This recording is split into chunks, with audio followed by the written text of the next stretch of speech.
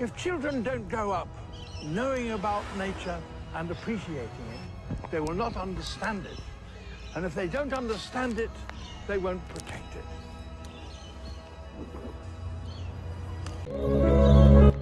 រស់នៅជាមនុស្ស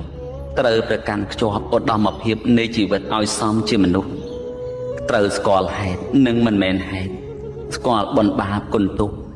បើមានកំហុសតិចតួចលើកលែងអធិស្ឋានឲ្យគ្នាទៅកុំប្រកាន់ច្រើនអីនាំតែមានកម្មពៀពីរងាប់ដោយការមិនចងពៀនេះជាពាក្យរបស់ព្រះសម្មាសម្ពុទ្ធដែលព្រះអង្គទ្រង់ត្រាស់សម្ដែងទុកមកដើម្បីឲ្យយើងជាការពិចារណាព្រោះអ្វីៗនៅលើលោកនេះគ្មានអ្វីជាអមតៈថិតថេរទេរួមទ្រព្យសម្បត្តិទាំងខ្លួនយើងផងដែរសុទ្ធតែស្ថិតនៅក្នុងអំណាចនៃសេចក្តីវិនាសគឺសេចក្តីស្លាប់ចោលឆ្អឹងនៅលើផែនដីនេះមានតែអំពើល្អនិងអាក្រក់ប៉ុណ្ណោះ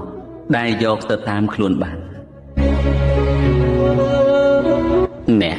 ចូលកុំប្រព្រឹត្តខ្លួនជាមនុស្សមានអំនួតអួតអាងមានជីវិតយើងរស់នៅបានសុខមិនមែនព្រោះតែមានទេតែយើងមានជីវិតរស់នៅជាប្រក្រតីក្នុងសេចក្តីសុខទៅបានព្រោះមានការអត់ធន់ស្មោះត្រង់